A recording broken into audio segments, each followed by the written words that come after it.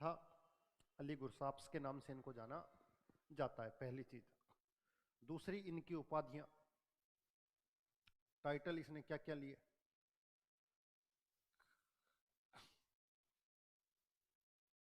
उपाधियों के अंदर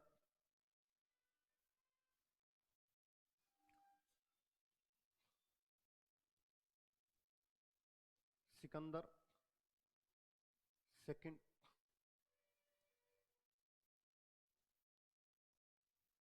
सिकंदर सानी,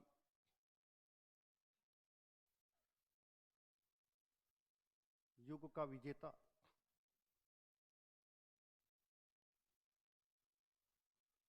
विश्व का सुल्तान,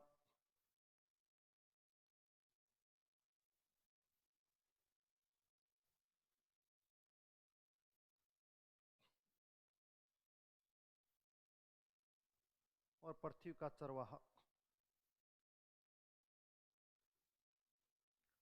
इत्यादि नामों से जाना जाता है। इतने इत्यादि टाइटल इसने लिए थे। आगे आ जाते, बैठ जाते, ज्यादा स्पष्ट दिखाई दे जाता।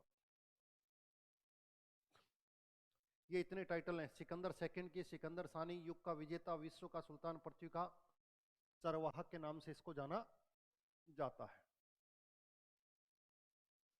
जन्म कहते हैं लगभग 1266 ईस्वी के आसपास इसका जन्म माना जाता है। अफगानिस्तान में हुआ। कहाँ हुआ? अफगानिस्तान में।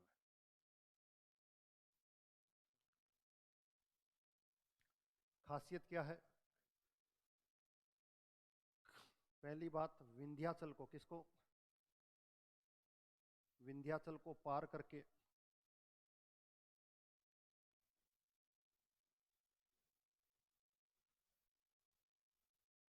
जीतने वाला प्रथम शासक। अब तक किसी ने भी विंध्याचल को पार नहीं किया था। सल्तनत काल का कोई भी शासक नहीं था जिसने विंध्याचल को पार करके, यानी कि दक्षिण भारत को जीतने वाला, इनडायरेक्ट रूप से पहला शासक हो गया सल्तनत काल का।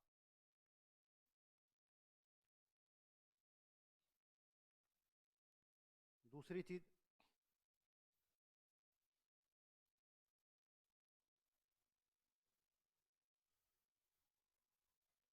इसके सैनिक अभियान जो सबसे महत्वपूर्ण माने जाते हैं।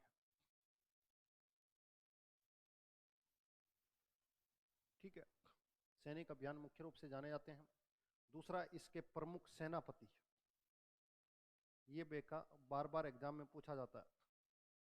तो प्रमुख सेनापति के रूप में 4 आदमियों का नाम आपको पता होना चाहिए। एक का नाम है अलफ खां,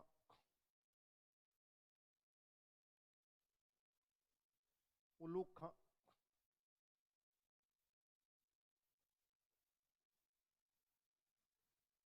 नुसरत खां, और साथ साथ में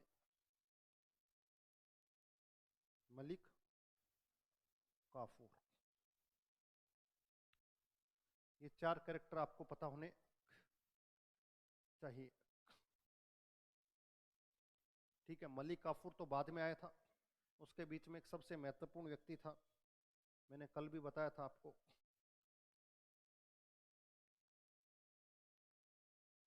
जफर खां।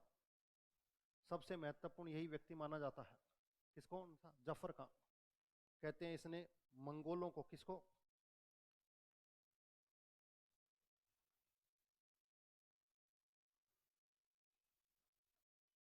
मंगोलों को पराजित किया।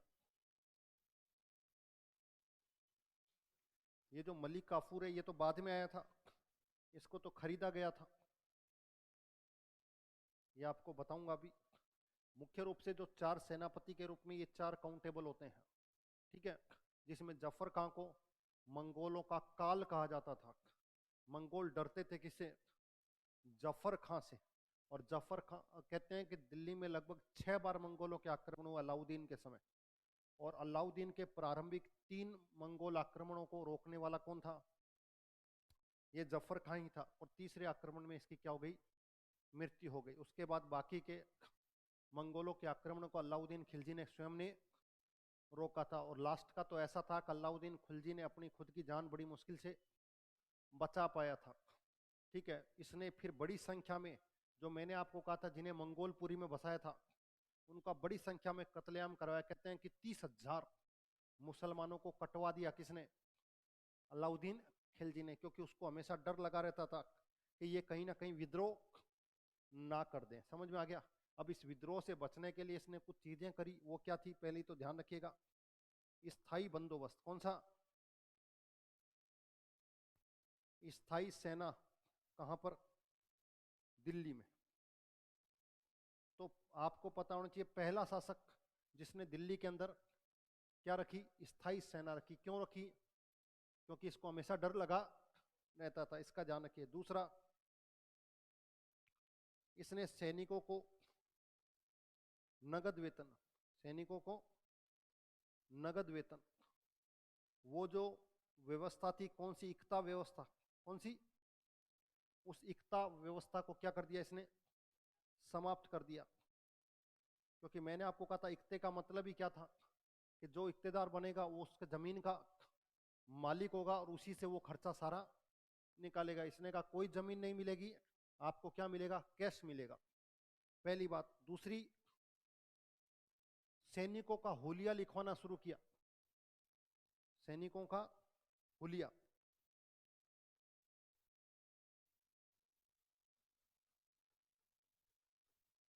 हुलिया लिखवाने का मतलब एक तरीके से, हाँ, उनका बायोडेटा, उनका बायोडेटा खुद ही शामिल करता था, खुद ही निरीक्षण करता था और एक एक सैनिकों को शामिल करता था। कारण क्या था? कि ये पता लगे ये अपना आदमी है या नहीं है। कोई पीछे से शामिल हो गया और किसी दिन मैं सेना का निरीक्षण कर रहा हूं, पता लगा मुझे ही मार दिया, ये डर इसके अंदर लगा रहता था।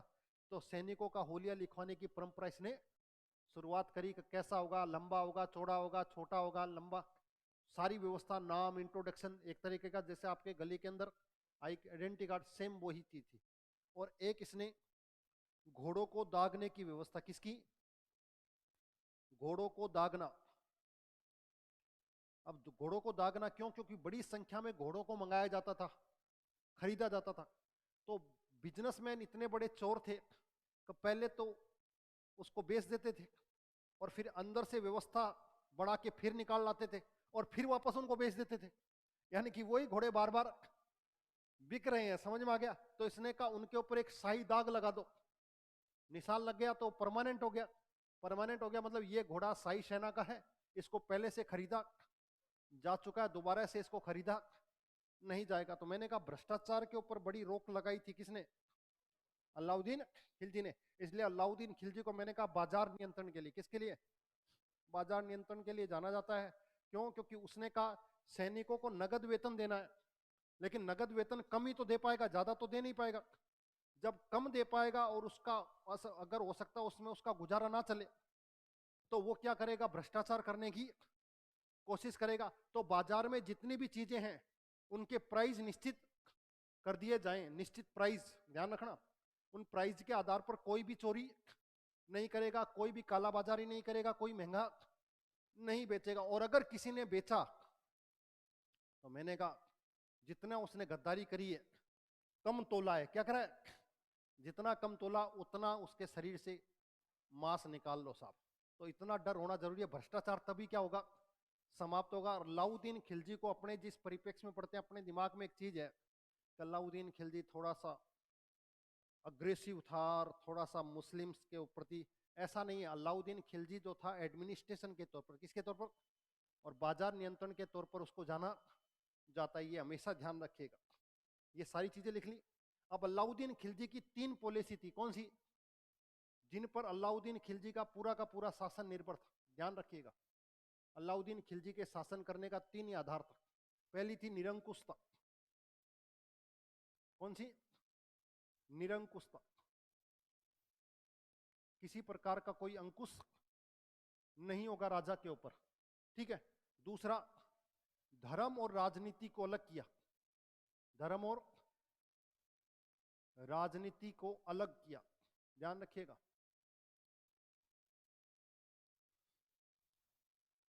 धर्म और धर्म अलग है, राजनीति अलग है। अमीरों का, उलेमाओं का शासन पर कोई प्रभाव नहीं होगा। इसने कहा था कयामत के दिन मेरा क्या होगा मुझे नहीं पता, लेकिन राजा का कोई सगा संबंधी नहीं है, राजा का कोई सगा संबंधी नहीं है। ये बात कहने वाला कौन है, आप समझ लीजिए। यानी कि किसी तरह की कोई रिश्तेदारी अपनाई नहीं जाएगी, उनको कोई विशेष वीआईपी ट्रीटमेंट नहीं दिया जाएगा। राजा का कोई नहीं है, राजा के सामने सभी समान है, सभी समान है। धर्म का राजनीति से कोई लेना देना नहीं है। अमीर और उलेमाओं को अलग कर दिया, आपकी किसी तरह की कोई जरूरत नहीं है। और तीसरा जो सबसे महत्वपूर्ण था, साम्राज्यवादी था। कैसा था, साम्राज्यवादी। इन 3 पिलर्स के ऊपर ही अलाउद्दीन खिलजी का शासन टिका हुआ था, किसी प्रकार का कोई अंकुश नहीं होगा। धर्म और राजनीति को क्या किया गया, अलग किया गया। और तीसरा नीति कौन सी थी, साम्राज्यवादी नीति का मतलब होता है विस्तारवादी नीति। ब्रैकेट में क्या लिख लेना, विस्तारवादी। जैसे चीन क्या है आज की तारीख में, साम्राज्यवादी है चीन, क्योंकि चीन सबसे ज्यादा से ज्यादा क्या करना चाहता है, विस्तार करना चाहता है। जब विस्तार करेगा तो दूसरे के विस्तार को कम करेगा, तभी तो विस्तार होगा। भाई बाय डिफॉल्ट मैं अगर अपने क्षेत्र का विस्तार करूं, अपने मकान को बढ़ाऊं, तो इसका मतलब दूसरे के मकान को छोटा करूंगा। और दूसरे के क्षेत्र में अगर मैं प्रवेश करूंगा तो कहीं ना कहीं विवाद का विषय होगा। तो आज का युग कैसा नहीं है, साम्राज्यवादी युग। ये राजाओं का समय हुआ करता था, जब युग कैसा था, साम्राज्यवादी। अब आपके पास सीमा है, आपके देश की अंतर्राष्ट्रीय सीमा है, आपको उसी के अंदर रहकर कार्य करना पड़ेगा। इसको ध्यान रखिएगा, ये अलाउद्दीन की खासियत थी। ठीक है, अब अलाउद्दीन के महत्वपूर्ण अभियान कौन से, महत्वपूर्ण अभियान। उससे पहले एक चीज और लिख लीजिए, कई बार पूछ लिया जाता है कि अलाउद्दीन खिलजी का राज्याभिषेक कहाँ हुआ था, राज्याभिषेक कहाँ हुआ था। तो लिखिए, इसका राज्याभिषेक लाल महल में। किसमें,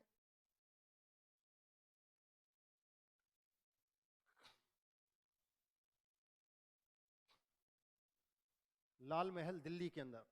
ये लाल महल को बलबन के द्वारा बनवाया गया। किसके द्वारा, बलबन के द्वारा। लिख लीजिए, ध्यान रखिएगा, बलबन के द्वारा।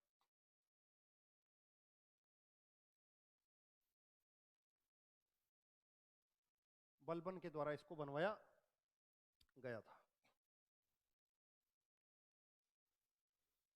ठीक है, अब इसके महत्वपूर्ण अभियान। पहला अभियान तो मैं आपको बता चुका था, कौन सा था, 1296 के आसपास, जहां से दक्षिण भारत के अंदर देवगिरी, रामचंद्र और शंकरदेव, जब जलालुद्दीन गद्दी पर बैठा था, कौन बैठा था, जब चाचा जी गद्दी पर बैठे थे, तभी तो अभियान शुरू कर दिया था इसने। और चाचा जी ने कहा कि तू सीधा कहां चला गया, कड़ा माणिकपुर, आपको सीधा कहां आना है, दिल्ली आना। उसने कहा मैं दिल्ली नहीं आऊंगा, आप ही आ जाओ। कहां, कड़ा माणिकपुर। और कड़ा माणिकपुर का सूबेदार था कौन, अलाउद्दीन।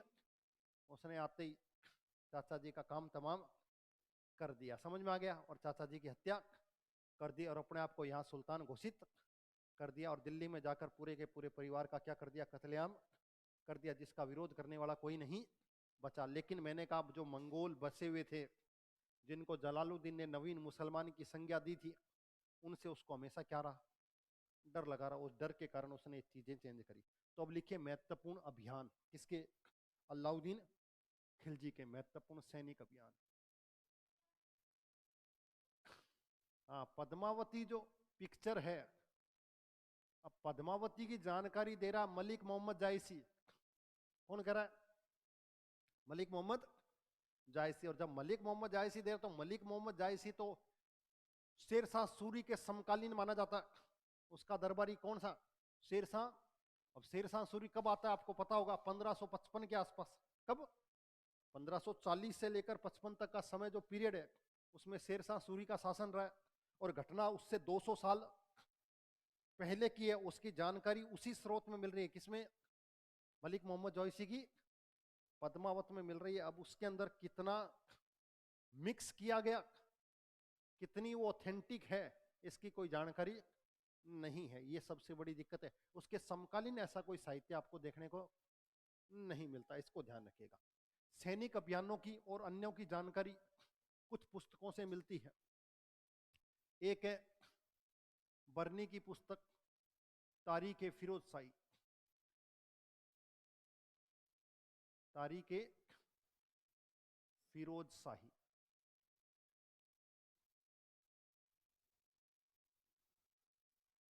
बर्नी की पुस्तक का नाम लिखिएगा जिससे इसकी जानकारी मिलती है। दूसरी अमीर खुसरो की खजाइनुल फतू।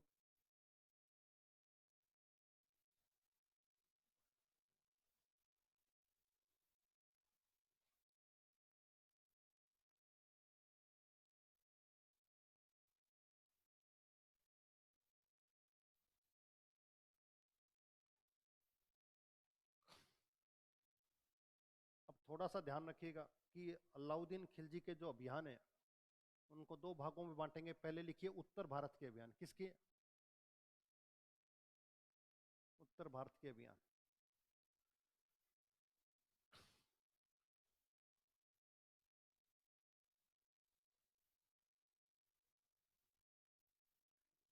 फतू।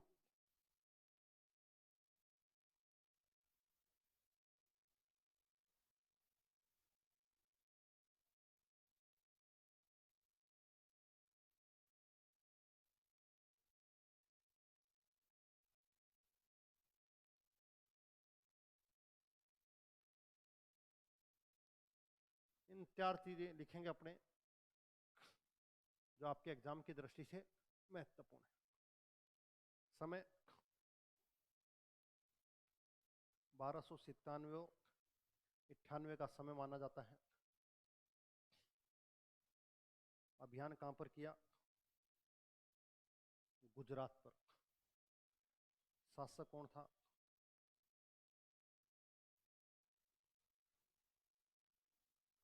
शासक तो अलाउद्दीन खिलजी है ही, उसको तो लिखने की जरूरत नहीं है क्योंकि राजा ही कौन है?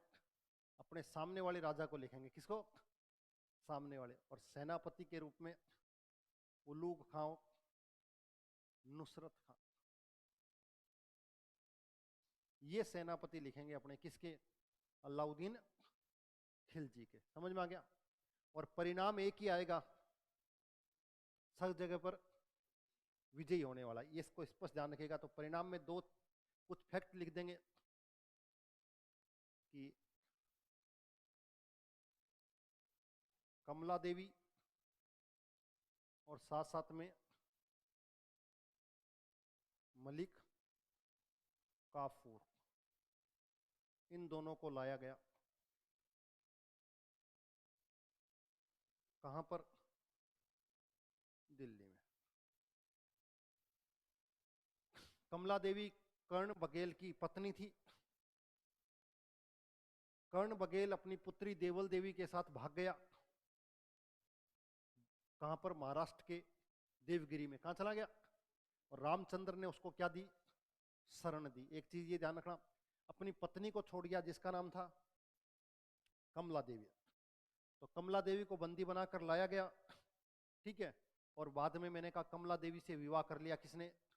अलाउद्दीन खिलजी ने। इसको ध्यान रखिएगा। दूसरा, ये मलिक काफूर के बारे में कहा जाता है हिंदू था, हिजड़ा था, ऐसा बताया जाता है। और इसको 1000 दिनार देकर खरीदा गया था, इसलिए इतिहास में इसको क्या कहा गया?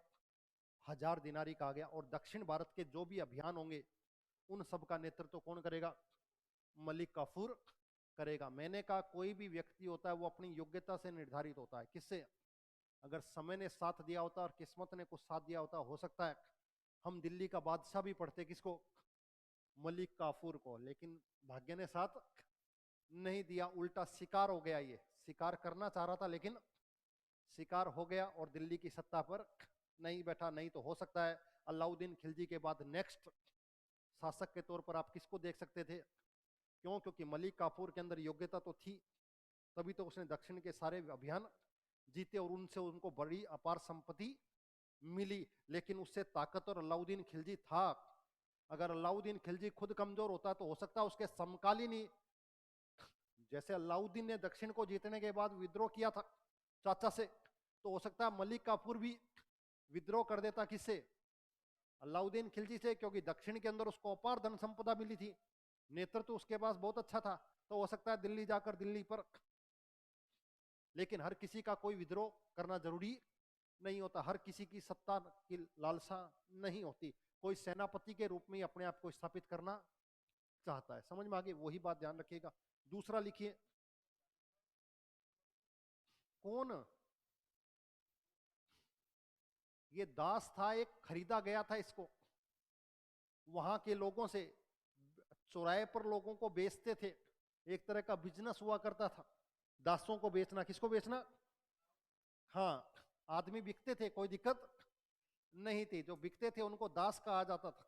तो उस समय ये बिक रहा था चौराहे पर, इनकी नजर पड़ी, इन्होंने कहा लगता है कुछ, मैंने कहा कोई आदमी काबिलियत होती है तो नजर आ जाती है, हो सकता है इनको कुछ नजर आया उसमें, तो इन्होंने कहा चलो इसको भी खरीद लेते हैं। और लूटपाट इन्होंने बड़ी करी थी, कोई दिक्कत नहीं थी, अपार धन संपदा इन्होंने लूटी थी। कहां से? गुजरात से। तो इनके पास पैसे की कोई कमी थी नहीं। ये अलग बात है कि बाद में अलाउद्दीन खिलजी ने एक नई व्यवस्था कर दी।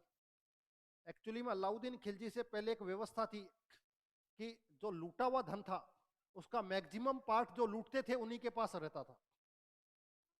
हाँ, यानी कि सेनापतियों के पास, तो वो ज्यादा से ज्यादा लूटेंगे, कोई दिक्कत।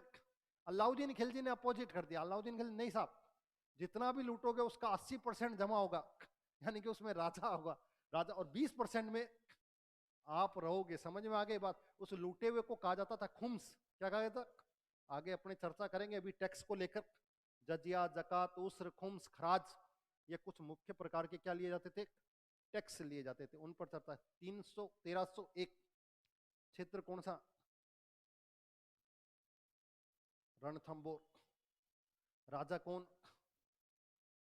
राणा हम्मी। और इसके सेनापति थे दो मुख्य, कौन कौन से?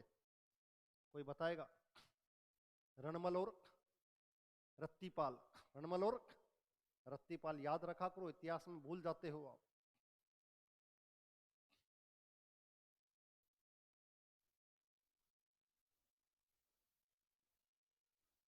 ठीक है, सामने कौन थे? वही उल्लू खां, और साथ साथ में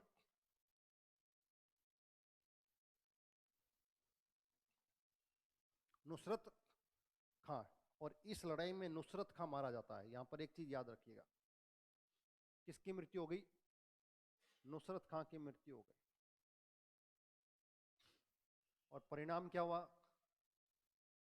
राजस्थान का प्रथम साका, प्रथम साका। रंग देवी ने जौहर किया और हमीर ने क्या किया? केसरिया किया। तो राजस्थान के इतिहास का पहला साका आपको देखने को मिलता है 1301 में। अलाउद्दीन खुद आ जाता है। हाँ, और एक चीज और ध्यान रखिएगा, मैंने आपको एक चीज बताई थी,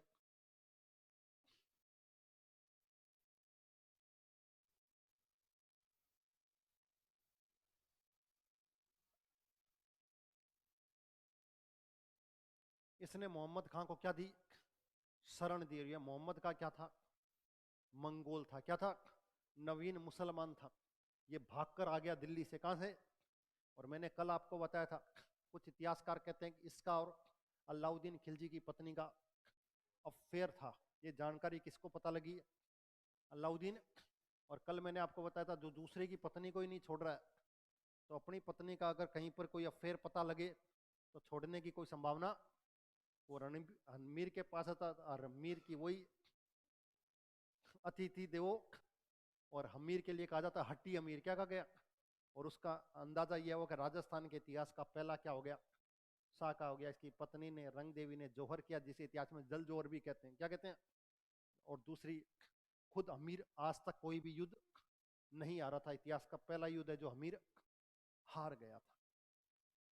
उसके बाद आता है 1303, कौन सा? बहुत ही महत्वपूर्ण। कहां पर? चित्तौड़गढ़। इतिहास में सबसे महत्वपूर्ण जिसको पढ़ा जाता है,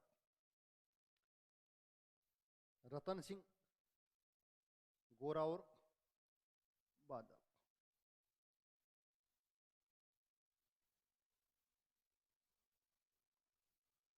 गोरा और बादल। परिणाम वही। नेतृत्व किसने किया? स्वयं अलाउद्दीन खिलजी ने नेतृत्व किया, और राजस्थान का दूसरा और साथ साथ में सबसे बड़ा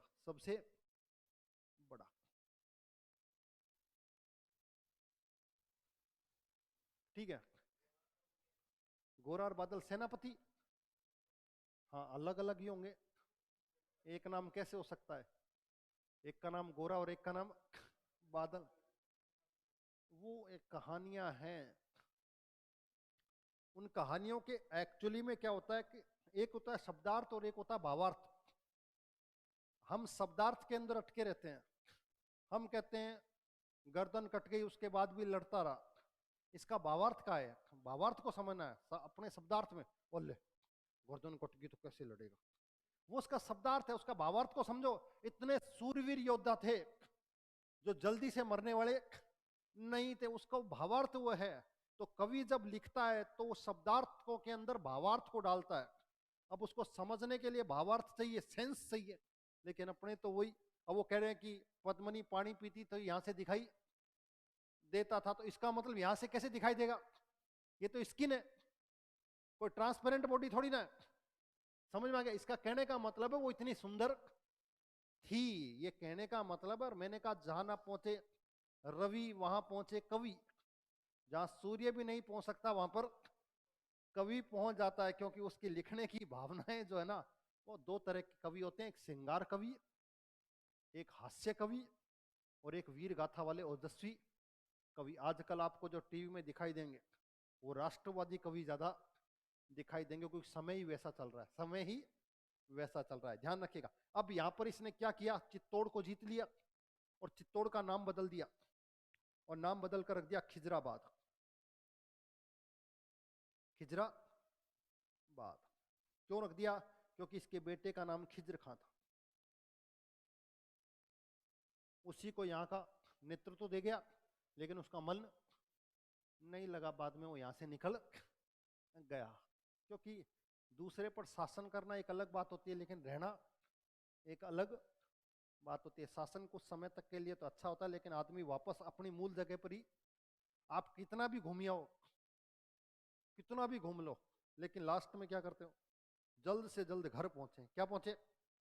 पता नहीं, घर से ज्यादा आराम आपको बाहर मिल रहा है, होटल्स में मिल रहा है, सब में मिल रहा है, लेकिन फिर भी आपको लास्ट में घर नजर आता है, क्योंकि घर के अंदर जाकर जो मेंटली रिलैक्सेशन जो मिलता है वो कहीं बाहर नहीं मिलने वाला। समझ में आ गई बात?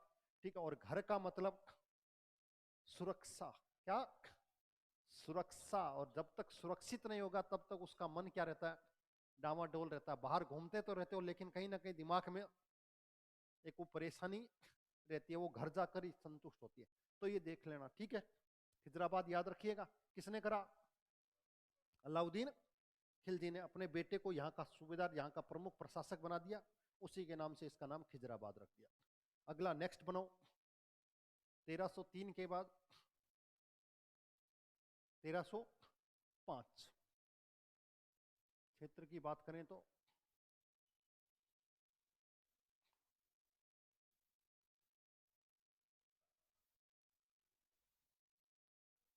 मालवा, और मालवा का शासक था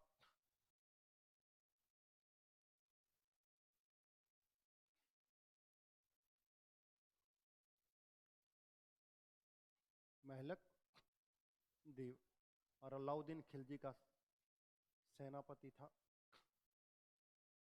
मुल्तान। और परिणाम वैसे का वैसा ही। समझ में आ गई बात? एक चीज याद करने की बड़ी अच्छी है, मैं से मालवा,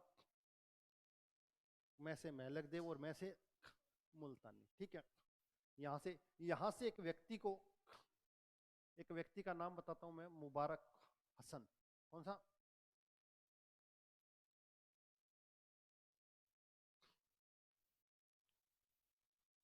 मुबारक हसन। ये हिंदू से कन्वर्टेड हुआ था, हिंदू से कन्वर्टेड होकर क्या बन गया, मुसलमान बन गया, और इसको यहां से कहां ले गए, दिल्ली ले गए, ठीक है। बाद में इसकी एक महत्वपूर्ण भूमिका होती है, और ये बाद में लास्ट में क्या बनता है, शासक भी बनता है। क्या बनता है? शासक बनता है, ठीक है। और अपने आप को खलीफा का सेनापति घोषित करता है। जब खलीफा का सेनापति घोषित करता है तो जो अमीर होते हैं वो कहते हैं इस्लाम खतरे में है, इस्लाम खतरे में है। तब इसकी क्या कर दी गई, हत्या कर दी गई। और हत्या करने वाला था गाजी मलिक, और वो गाजी मलिक गयासुद्दीन तुगलक के नाम से अगली सत्ता क्या करेगा, स्थापित करेगा, जिसे इतिहास में तुगलक वंश के नाम से जाना जाएगा। ठीक है, उसके बाद लिखो 1308 क्षेत्र क्या है।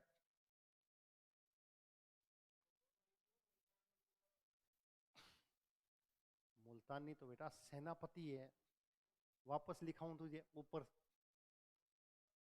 तो फिर एक कैसे होगा, परिणाम क्या राजा, मैंने पहली लाइन में क्या बोला था, सारों के एक ही परिणाम है, बस सारों के परिणाम शुरू से लेकर उत्तर भारत नहीं, दक्षिण भारत में भी, किसमें, दक्षिण भारत में परिणाम एक ही है, सब जगह क्या करी, जीत हासिल करी। समझ में आ गई बात। वहां से इस व्यक्ति को लेकर चला गया।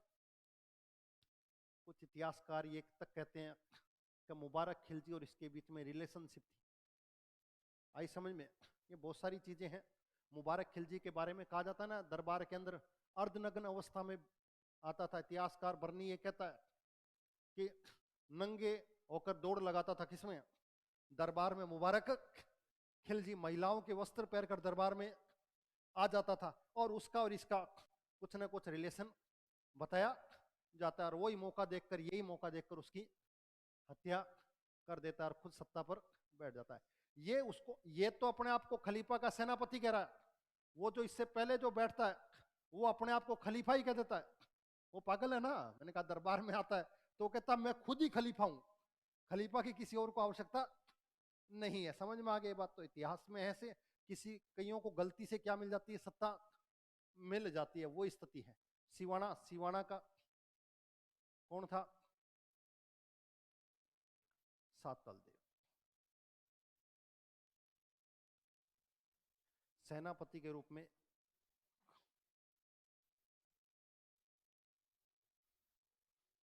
कमालुद्दीन, कौन सा, कमालुद्दीन। और ये राजस्थान के इतिहास का तीसरा शाखा।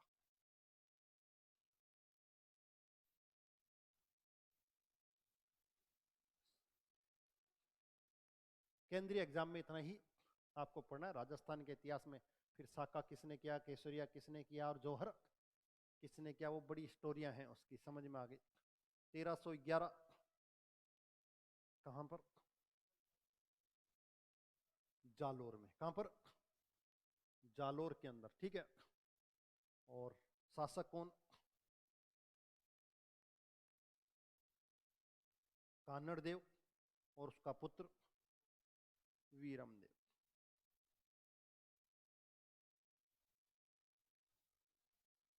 और सेनापति वापस वही कौन, कमालुद्दीन। और यहां पर वो हो गया क्या, चौथा शाखा लिख लो। और कुछ इतिहासकार कहते हैं कि यहां पर एक कारण था, वीरम देव और फिरोजा अलाउद्दीन खिलजी की लड़की, इनके बीच में प्रेम संबंध बताया जाता है। और इसकी जानकारी एक पुस्तक में मिलती है जिसका नाम है अस्का। और अस्का किसके द्वारा लिखी गई, अमीर खुसरो के द्वारा। बताया था मैंने आपको, अगर आपको याद है तो, अमीर खुसरो के द्वारा। ठीक है। और कान्हड़ देव और वीरम देव, इस लड़ाई की भी जानकारी एक पुस्तक से मिलती है जिसका नाम है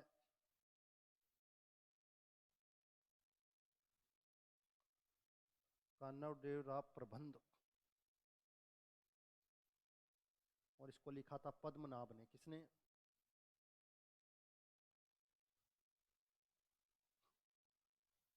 या कान्हड़ देव प्रबंध भी आ जाती है, कान्हड़ देव प्रबंध या कान्हड़ देव प्रबंध। तो दो जानकारियां हैं। एक तो प्रेम प्रसंग की जानकारी अस्का से मिलती है जिसको लिखा किसने, अमीर खुसरो ने। दूसरी इस लड़ाई की, इस साके की जानकारी जो मिलती है वो मिलती है कान्हड़ देव प्रबंध से, जिसको लिखने वाला पद्मनाभ। ठीक है।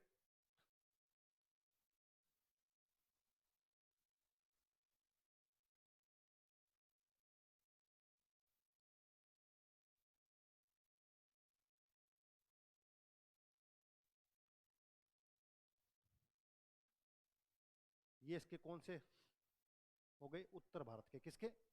उत्तर भारत के जितने भी अभियान आपको देखने को मिलेंगे। एग्जाम में कम पूछा जाता है राजस्थान के परिप्रेक्ष्य में। क्यों? क्योंकि राजस्थान का इशू ज्यादा है। फिर भी उसमें से दो बार बार पूछे जाते हैं। एक तो 1297-98 वाला गुजरात वाला। कौन से वाला? गुजरात वाला। और या फिर पूरा का पूरा देश में जो चर्चित है 1303। कौन सा? 1303 चित्तौड़ वाला। कौन सा? ये दो ज्यादातर पूछे जाते हैं। बाकी का जो परिप्रेक्ष्य है वो राजस्थान के परिप्रेक्ष्य में ज्यादा महत्वपूर्ण है, उसको राजस्थान के एग्जाम्स में पूछ लिया जाता है। कहीं और तो उसकी संभावना कम रहती है। ठीक है। अब लिखो दक्षिण भारत के अभियान। किसके? उतार लिया इसको, कोई दिक्कत नहीं है।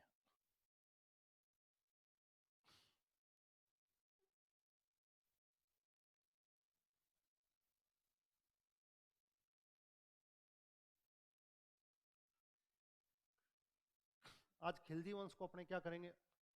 पूरा कंप्लीट कर लेंगे। सहयोग दोगे तो तुगलक भी शुरू कर देंगे, कोई दिक्कत नहीं है। क्योंकि कम होते हैं तो जब ज्यादा आनंद रहता है। आई समझ में? जब तक कोई दूसरे आएंगे, अल्ले ये क्या हुआ, बहुत कुछ हो गया। आई समझ में? वही क्या लिखोगे? समय,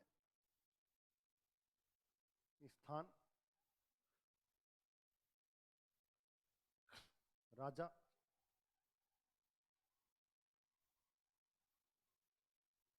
सेनापति और साथ साथ में परिणाम।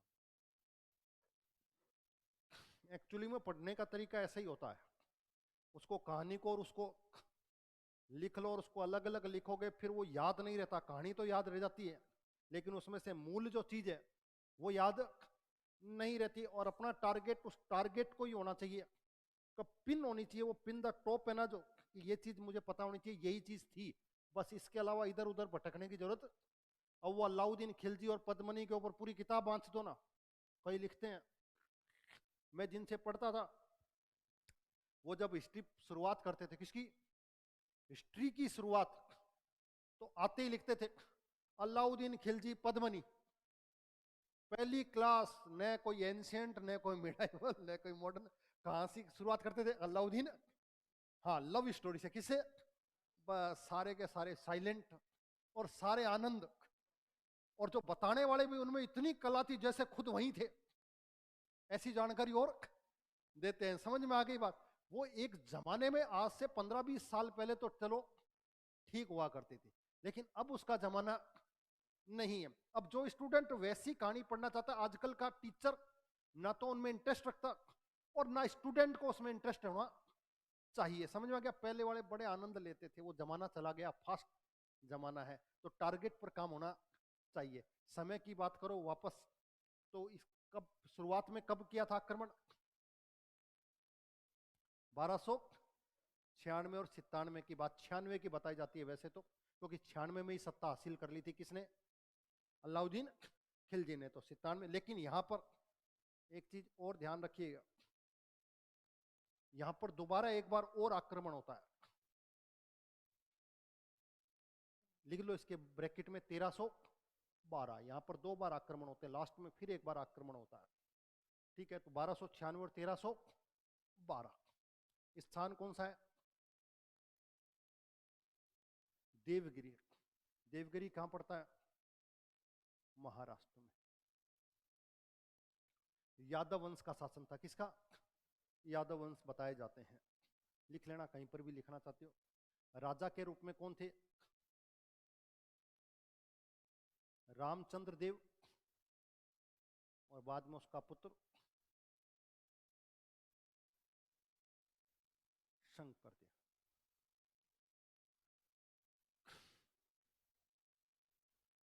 सेनापति के रूप में मलिक काफूर।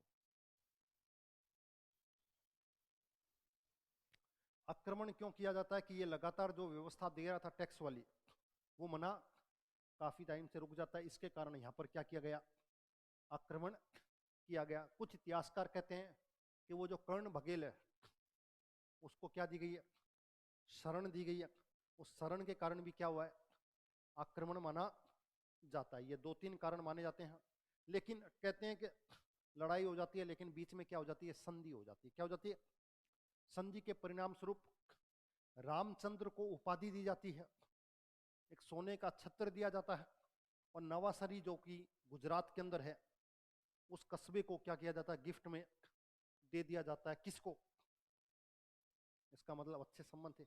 हाँ, ये अलग बात है, रामचंद्र की लड़की से अलाउद्दीन खिलजी क्या कर लेता है, विवाह कर लेता है, और उनसे जो उत्पन्न संतान होती है वही कुछ समय के लिए 2-4 महीनों के लिए उम्र वो सत्ता पर हासिल करता है, लेकिन वो ज़्यादा लंबे समय तक सत्ता हासिल नहीं कर पाता, उसकी हत्या कर दी जाती है। तो 2-3 चीज़ें जो एग्जाम में यहाँ से पूछी जाती है, शादी विवाह जैसी कोई जानकारी यहाँ से पूछी नहीं जाती, जो पूछा जाता है उसको ध्यान रखिएगा। तो सबसे पहले तो रामचंद्र को क्या दी गई, राय रायन की उपाधि। किसकी उपाधि, ये लिख लेना। साथ में सोने का छत्र, और साथ में जागीर दी गई किसकी, नवासरी की। ये कहां पड़ती है, गुजरात में। गांधी को पढ़ा था होगा आपने, नवासारी जिला है ना जो, दांडी यात्रा कौन सी, वो वाली क्षेत्र, वो गिफ्ट में दे दिया या उस जागीर दे दी किसको, रामचंद्र को, क्योंकि गुजरात अधिकार में आ गया किसके, अलाउद्दीन खिलजी के। कोई दिक्कत नहीं थी। और इसकी लड़की से जब इसको देगा तो इससे कुछ लेगा तो सही, लेना देना तो होगा, तो लेने के रूप में क्या कर लिया, इसकी बेटी से क्या कर ली, शादी कर ली। कुछ इतिहासकार ऐसा भी कहते हैं कि अपने पुत्र की शादी करवा दी इसकी लड़की से। हाँ हाँ, 1312 वाला बाद में आएगा, वो इसलिए आता है कि ये वापस वही व्यवस्था कर देता है, कौन सी, टैक्स नहीं देने की, और रामचंद्र की मृत्यु हो जाती है और सत्ता किसके हाथ में आ जाती है, शंकर देव के हाथ में। लेकिन यहां से ट्रीटी हो गई। ट्रीटी के में एक सौदा और हुआ कि दक्षिण भारत की जब हम और जगह पर अभियान करेंगे तो आप हमारी क्या दोगे, सहायता करोगे, हेल्प चाहिए थी इनको, समझ में आ गया। उसी हेल्प के कारण क्या की गई, संधि की गई। मलिक काफूर का उद्देश्य था कि दक्षिण में फिर क्या करना है, हमको आक्रमण करना है, तो किसी लोकल की क्या करेगी, जरूरत पड़ेगी, और बिना लोकल के कभी जीत हासिल। भारत में जब भी विदेशी आक्रमण हुए तो लोकल लोगों ने क्या दिया, सपोर्ट दिया। उसके बिना आपके घर में अगर पड़ोसी कोई आपको सपोर्ट ना करे, या आपके ऊपर कोई आक्रमण हो रहा किसी से, तो उसका कारण है आसपास के लोगों ने कुछ मुखबरी या कुछ जानकारी, नहीं तो सीधा कोई बाहर से आक्रमण नहीं कर सकता, क्योंकि उसको हमेशा डर लगा रहेगा, आक्रमण तो कर दूंगा लेकिन वापस कैसे जाऊंगा। समझ में आ गई ये बात, इसको ध्यान रखिएगा। उसके बाद दूसरा जो आक्रमण, वो लगभग 1303 के आसपास मान लो, कहां पर, वारंगल में होता है। कहां पर, वारंगल पड़ता है आंध्र प्रदेश में, आंध्र प्रदेश में। इसको 3 नहीं करके 5 करें। वारंगल के अंदर, वारंगल के अंदर शासक के तौर पर होता है, परिणाम तो कुछ भी लिख लो। परिणाम के बारे में मैंने आपको क्या बताया, परिणाम यही तो है, संधि हो गई, क्या हो गई, और संधि की कुछ शर्तें थी, उन शर्तों को पूरा कर दिया गया। हाँ, दूसरे में वारंगल 1312 बाद में वापस बता दूंगा, परेशान मत हो। वारंगल प्रताप रुद्रदेव, यहां से महत्वपूर्ण घटना क्या घटी, यहां से किसकी प्राप्ति, कोहिनूर हीरे की।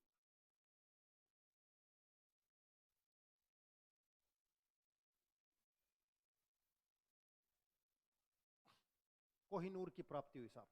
इसने भी हार गया, हारने के बाद संधि हो गई और बड़ी संख्या में इसने हीरे जवाहरात दिए, और उसके साथ साथ क्या दिया, विश्व का बेशकीमती हीरा कौन सा, जो कि गोलकुंडा की खानों से प्राप्त हुआ था, उसको दे दिया गया। हाँ, एक ही माना जाता है। कहते हैं इसके 2 टुकड़े हो गए थे। कितने? 2 टुकड़े हो गए थे। ठीक है? ये फेमस ये है कि इस कीमत के लिए, किसके लिए? कीमत के लिए फेमस है।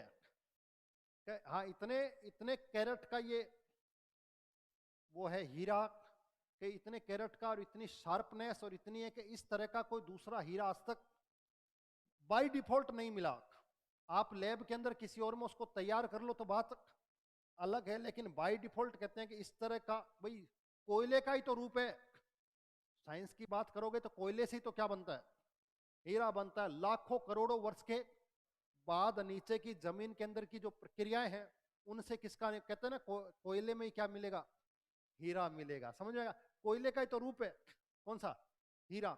और दुनिया की सबसे कठोर धातु है। कठोर धातु। जब आप कांच की दुकान पर जाओगे तो कांच की दुकान पर एक इस तरह का ब्लेड होता है, उससे वो कांच को काटते हैं।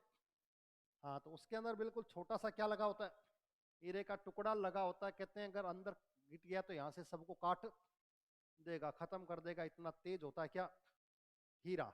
और हीरे की कीमत उसके कैरेट पर और उसके अंदर की संरचना पर निर्भर करती है, स्ट्रक्चर पर निर्भर करती है। तो ये कोहिनूर के कारण, कोहिनूर इसलिए कह रहे हैं कि इसकी कीमत जैसी कोई कीमत किसी की नहीं हुई। दुनिया में हीरे बहुत जगह निकलते हैं, अफ्रीका में निकलते हैं, बेल्जियम में निकलते हैं, कहां पर? लेकिन कहीं ये जो मिला है इसकी कोई कीमत नहीं थी। और इसको लेने को लेकर वापस दबाव भी हमने कुछ टाइम बनाया था, लेकिन वापस आना मुश्किल है, क्योंकि इतनी महंगी चीज, दुनिया की यूनिक चीज किसी के पास हो, वो देने को वापस तैयार नहीं होगा। समझ में आ गया है? अब कहा है? लो, एक काम करिएगा, परिणाम क्या हो गई? संधि हो गई और साथ में क्या मिल गया? कोहिनूर हीरा मिल गया। सेनापति वही है। कौन? सेनापति के नीचे सब जगह पर एक ही नाम लिखोगे, कौन सा? मलिक काफूर। अच्छा, कोहिनूर के बारे में जानना चाहते हो तो एक लाइन लिख देता हूं, जिससे आपकी समस्या हमेशा के लिए दूर हो जाएगी। हमेशा के लिए आपको ज्यादा कुछ पढ़ने की जरूरत नहीं पड़ेगी। देखिए, जैसे मैं लिख रहा हूं वैसे लिख लो। प्रताप रुद्र देव। ठीक है? मलिक काफूर। मलिक काफूर से कहां पहुंचा? दिल्ली सल्तनत। कहते हैं दिल्ली सल्तनत के बाद एक समय में वापस ये पहुंच गया, दिल्ली सल्तनत से निकलकर मालवा का शासक था विक्रमजीत। कौन सा? विक्रमजीत, मालवा का शासक, इसके पास पहुंच गया।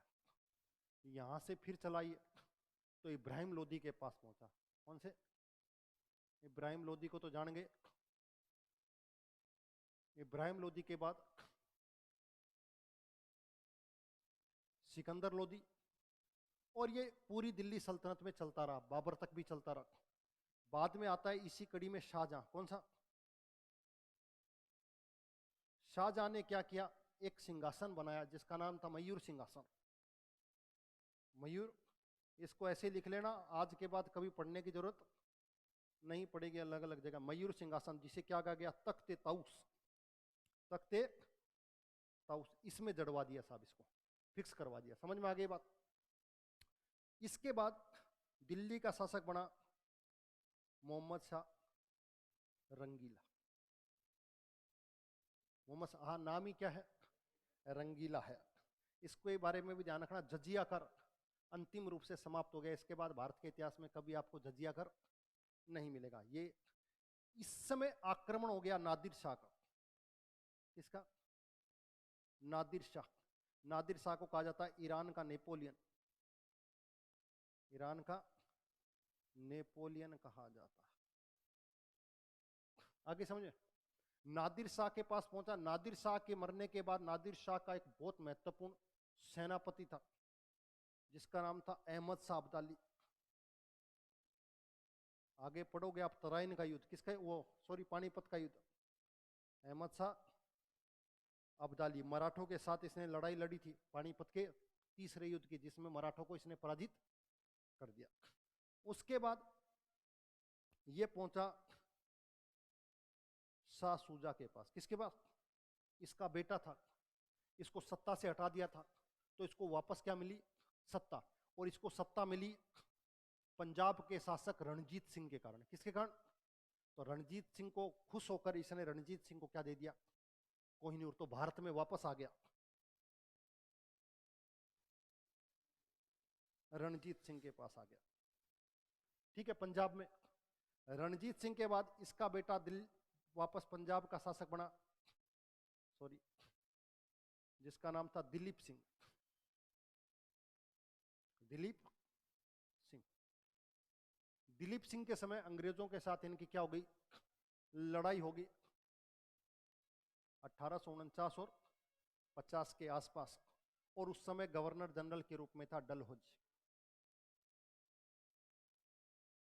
डलहौजी को गिफ्ट में दे दिया। किसमें?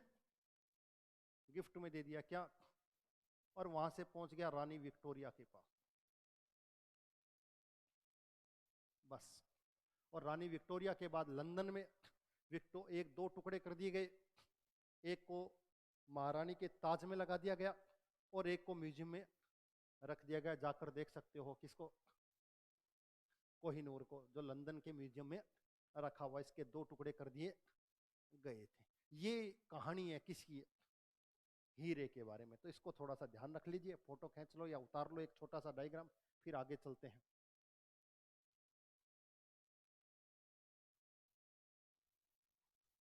जिससे आपको इधर उधर भटकने की जरूरत नहीं पड़ेगी। कि आखिर कोहिनूर कैसे कैसे घूमता रहा, तो इसको घुमाते रहना जब आपका मन करे, जब घुमाते रहना इसको। ठीक है।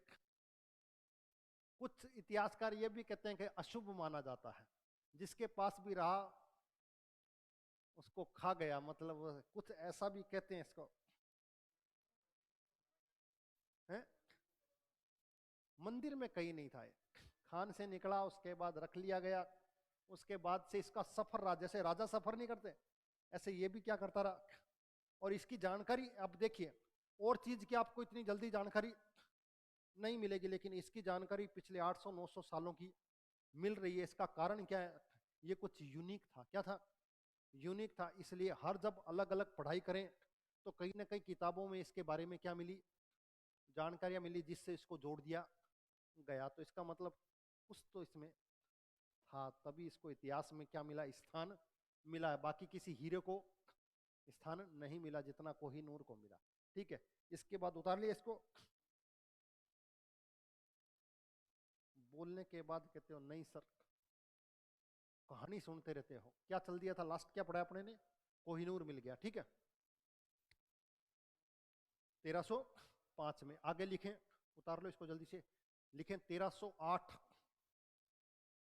1300, समय लिखें 1308। उतार लिया ना? अब तो 1308 में। स्थान है दार समुद्र, कर्नाटक में। कहां पर? कर्नाटक में। यहां का शासक था वीर बल्लाल।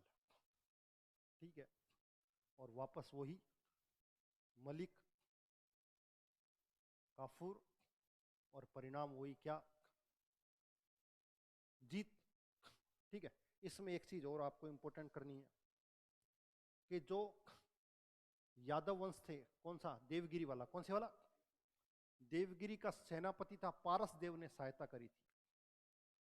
पारस देव ने सहायता करी किसकी? मलिक काफूर की।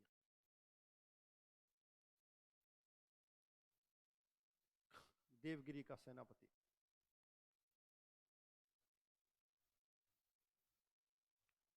मैंने कहा था ना, संधि के परिणाम स्वरूप ये शर्त रखी गई कि क्या दोगे आप? सहायता दोगे। तो एक जानकारी ये मिलती है कि उसका सेनापति था पारस देव, उसने मलिक काफूर की क्या करी? सहायता करी इस जंग को या इस अभियान को जीतने में। ये याद रखिएगा।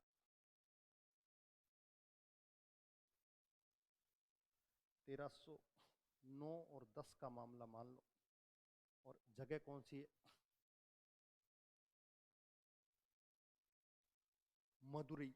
कहां पर है? तमिलनाडु में। कहां पर? तमिलनाडु में। शासक है वीर पांड्या।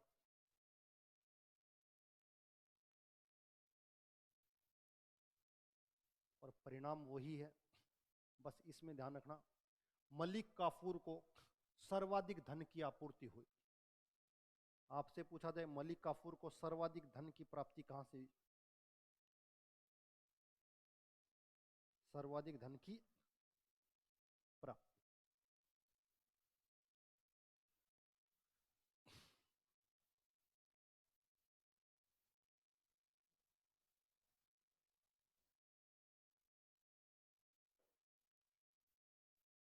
ठीक है, और लास्ट में लिखिए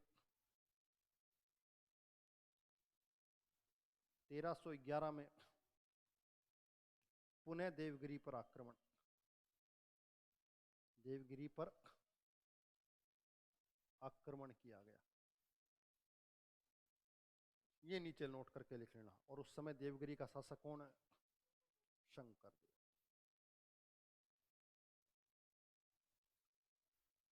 शंकर देव। तो आपसे पूछ लिया जाए देवगिरी पर आक्रमण कितनी बार हुआ? 2 टाइम्स। ठीक है, इसको याद रखिएगा। किसके नेतृत्व में हो रहा है? मलिक काफूर के नेतृत्व में हो रहा है। ठीक है, आपको जो इसमें चीजें याद रखनी है वो याद रखनी है। एक तो ये कौन सी महत्वपूर्ण चीज बता रहा हूं, 2 ही चीज याद रखनी है, या तो ये और या ये, या तो ये या ये। इसके अलावा एक चीज तो परमानेंट है, डेट कभी समय नहीं आएगा। दूसरा, सेनापति कौन है? मलिक काफूर है। कौन सा? 2-3 चीजें यूनिक हो गई इसमें। एक चीज तो ये होगी कि मलिक काफूर को सर्वाधिक धन की आपूर्ति कहां से हुई? मदुरई अभियान से। कौन से अभियान से? मदुरई अभियान से। पहली चीज।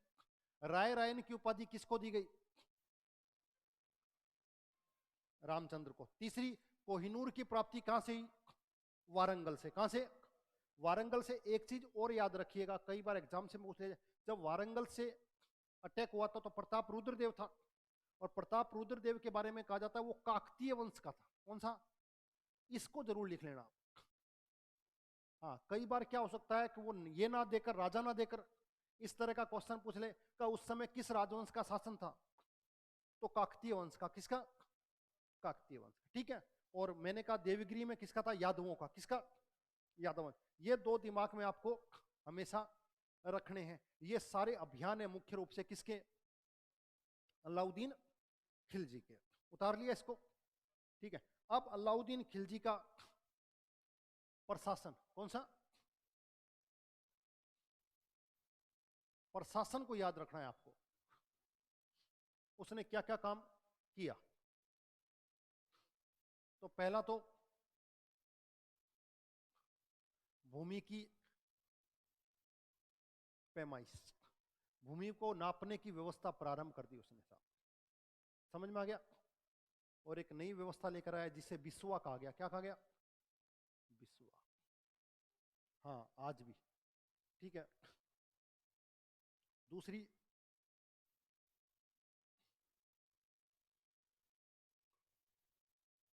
डाक व्यवस्था को प्रारंभ किया गया। डाक व्यवस्था को प्रारंभ किया गया। तीसरा,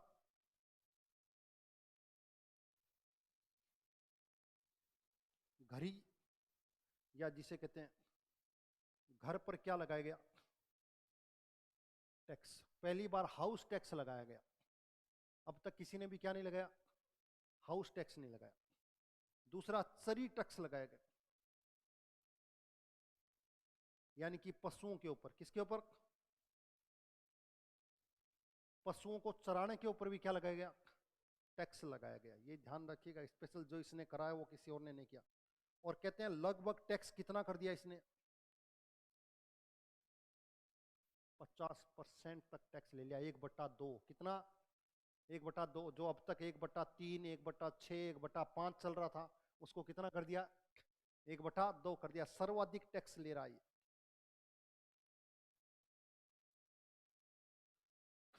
दूसरा, जो टैक्स थे, एक था जजिया, एक जकात,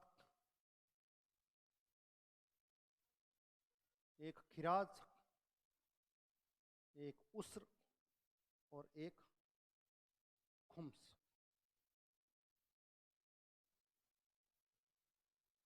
ठीक है। जजिया धार्मिक किससे? गैर मुस्लिम से। ये धार्मिक किससे? मुस्लिम से। खिराज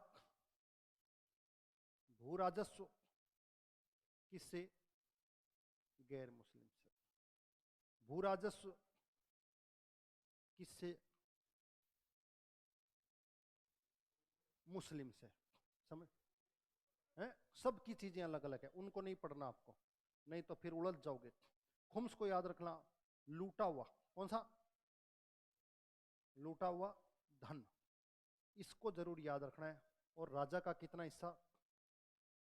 80%। और जिन्होंने लूटा उसका हिस्सा 20%। बस ये ध्यान रखिएगा, हिंदू से जो गैर मुस्लिम से जो लिया जा रहा है वो टैक्स ज्यादा है, वो टैक्स ज्यादा है।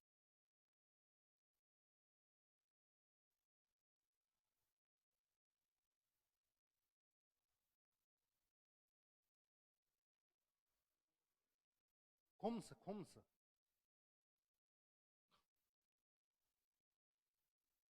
ये वाला से आएगा, खुम्स।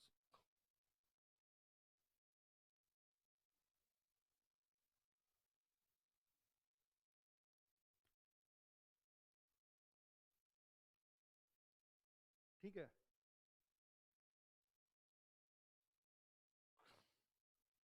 ये प्रशासन और ये क्या हो गया? टैक्स हो गया। अब इसके अलावा बाजार नियंत्रण को लेकर उसने कुछ व्यवस्थाएं चालू करी थी, उन पर चर्चा करते हैं, और इसके द्वारा कुछ बनाया गया उस पर चर्चा कर लेते हैं। उसके बाद अलाउद्दीन खिलजी में कुछ बचता नहीं है। ठीक है, तो आगे लिखें।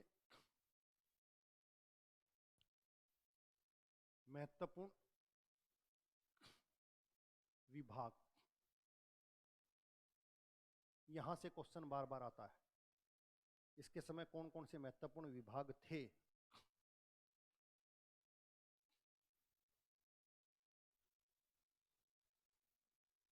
दीवान ए मुस्तक राज,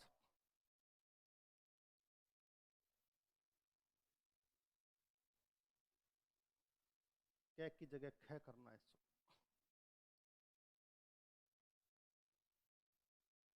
दीवाने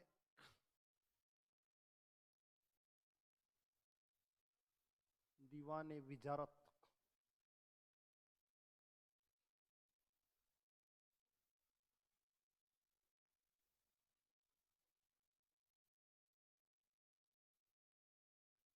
दीवाने रसालत,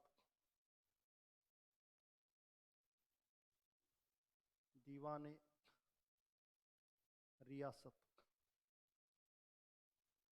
इसके अलावा दो तीन व्यवस्थाएं पहले से चल रही थी। दीवाने आरिच,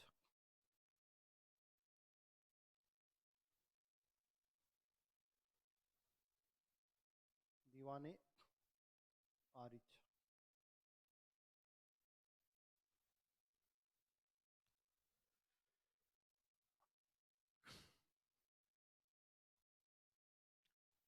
ये अलाउद्दीन खिलजी के द्वारा स्वयं प्रारंभ किया गया।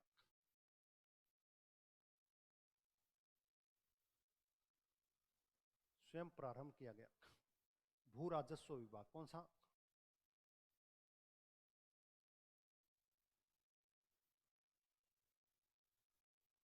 भू राजस्व विभाग।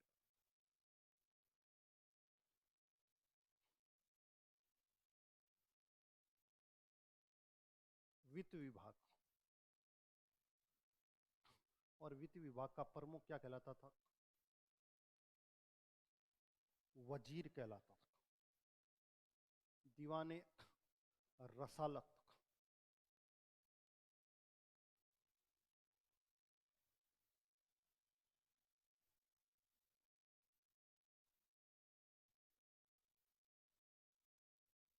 विदेश विभाग,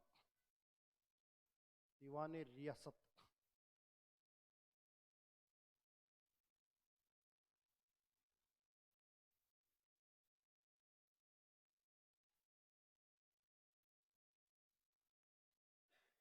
दीवाने आरिज पहले भी बताया था, सैन्य विभाग।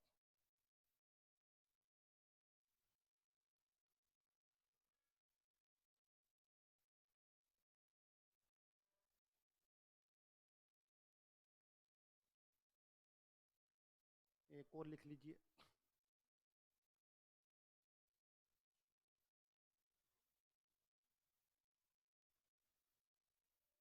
दीवाने इंसा पत्राचार विभाग।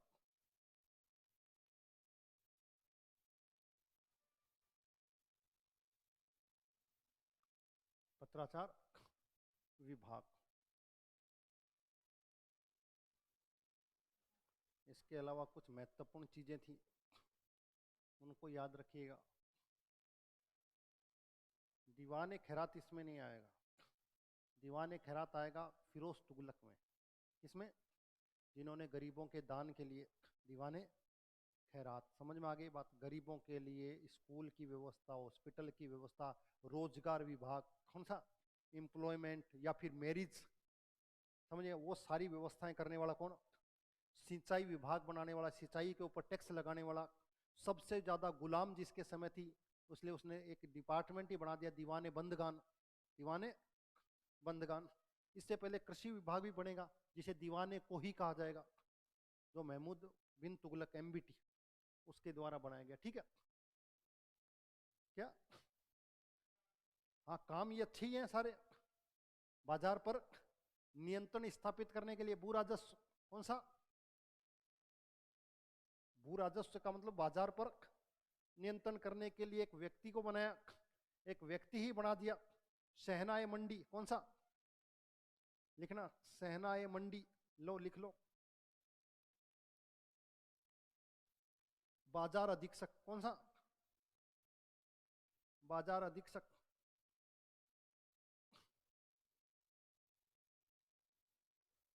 इसके नीचे सराय मंडी, जो इसका क्या होता था? असिस्टेंट होता था। किसका? सेनाएं मंडी का ये असिस्टेंट होता था। बहुत सारी चीजें थी, बहुत सारा परिवर्तन किया। कुछ इंपॉर्टेंट हैं जो बार बार एग्जाम में पूछे जाते हैं। जो नैतिक नियम थे, कौन से नैतिक नियम थे? मॉरल रिस्पॉन्सिबिलिटी थी, उनको लागू करने वाला, उनको लागू करने वाले अधिकारी को मुंतसिब कहा जाता था। ये एग्जाम में बड़ा पूछा गया।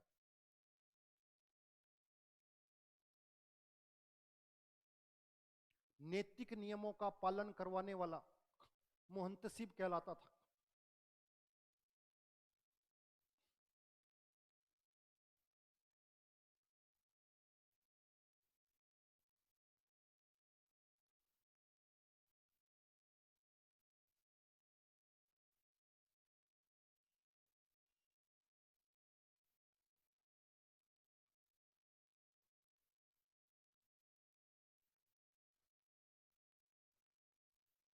बरीद मुबालिक पहले भी बताया था। दीवान मुबालिक कौन सा? गुप्तचर। गुप्तचर, इसको लिखना, गुप्तचर विभाग, बरीद मुबालिक।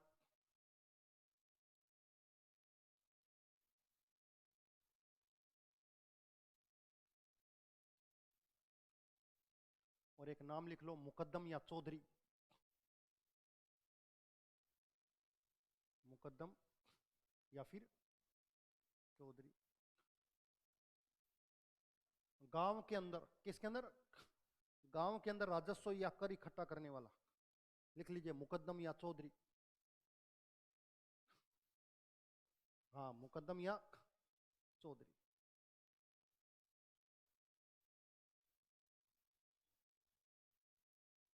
गांव के अंदर राजस्व इकट्ठा करने वाला।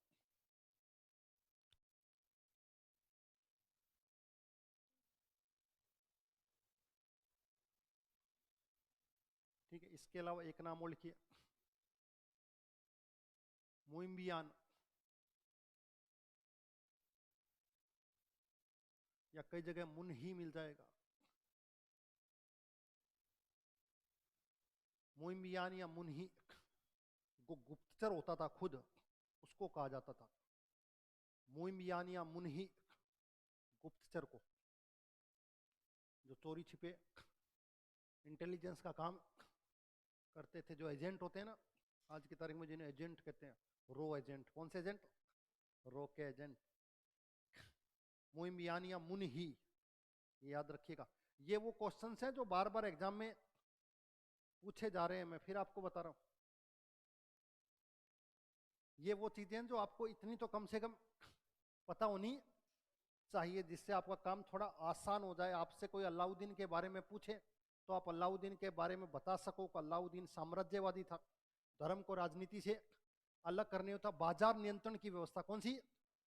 और जब बाजार नियंत्रण की बात करें तो ये व्यक्ति याद रखिएगा, दीवाने मुस्तकराज, बाजार नियंत्रण के लिए ही मुख्य रूप से इसको डिपार्टमेंट को बनाया गया था। कब बाजार पर नियंत्रण करेगा, प्राइस का नियंत्रण करेगा, और जो अगर गड़बड़ करता है उसका ढंग से इलाज करेगा। ठीक है, इसको ध्यान रखिएगा। इसके बाद लास्ट लिख लो कुछ स्थापत्य। कौन सी स्थापत्य में उसके द्वारा कुछ ज्यादा महत्वपूर्ण नहीं है, लेकिन फिर भी दो तीन चीजें पूछी जाती है।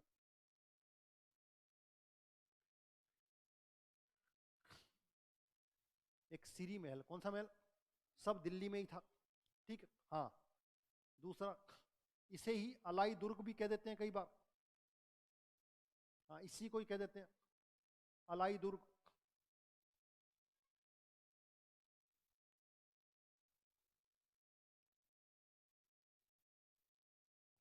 जमायत खाना मस्जिद,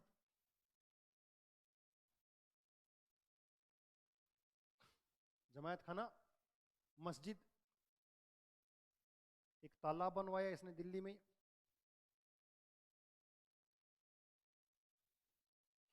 हौज खास तालाब,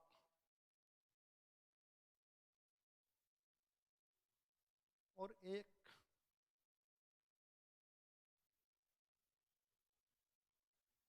हजार खंभों का महल। ये याद रखिएगा बस। इसमें जो पूछने वाली चीजें हैं, या तो वो यहां से पूछता है और या फिर वो ये पूछता है। एक ही चीज है, जिसके नाम के आगे अलाई आ जाए, आप आंख बंद करके अलाउद्दीन के नाम के आगे का जो शब्द है अलाई, वो लिख देना। ठीक है, समझ लेना दे, जो उसका नाम है वही है चीज। ठीक है, इतने से आपका काम चल जाएगा। एक्चुअली में मस्जिद का निर्माण करा, इसकी थोड़ी सी लड़ाई चल रही थी, किससे, निजामुद्दीन औलिया से। किससे, निजामुद्दीन औलिया इससे मिलना चाह रहा था, लेकिन निजामुद्दीन औलिया के बारे में कहा जाता है निजामुद्दीन औलिया कभी किसी के दरबार में नहीं गया, सूफी संत थे, और उसका चेला था अमीर खुसरो। कौन सा, और अमीर खुसरो इसके हर एक चीज ध्यान रखना, दक्षिण के जो अभियान हुए थे उसमें सब जगह पर अमीर खुसरो साथ में था। नीचे नोट करके कहीं लिख लो, दक्षिण के अभियानों में, हाँ, दक्षिण के अभियानों में अमीर खुसरो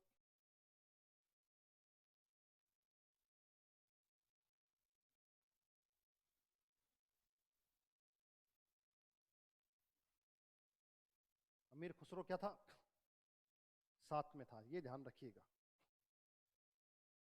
हाँ, अमीर खुसरो ने अपना राजनीतिक और साहित्यिक जीवन तो बलबन के समय शुरू हुआ है, बलबन के समय शुरू हुआ है, बलबन के दरबार में नहीं था।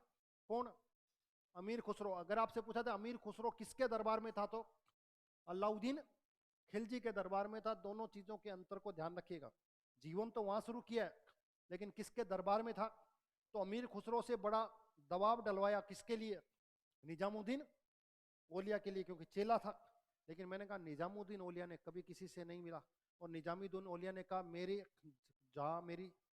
जहां मैं रहता हूं उस सैनयान में दो दरवाजे हैं। कितने हैं, अगर कोई भी मेरे आगे वाले दरवाजे से मेरे से मिलने आएगा तो मैं पीछे वाले दरवाजे से निकल जाऊंगा। समझ में आ गया, लेकिन मैं किसी भी राजा से कभी नहीं मिलूंगा। और दिक्कत क्या हो गई उसके बाद, आपको पता है, मैंने मुबारक खिलजी बताया, मुबारक खिलजी को मार कर कौन बैठ गया, मुबारक हसन, जो हिंदू से क्या बना था,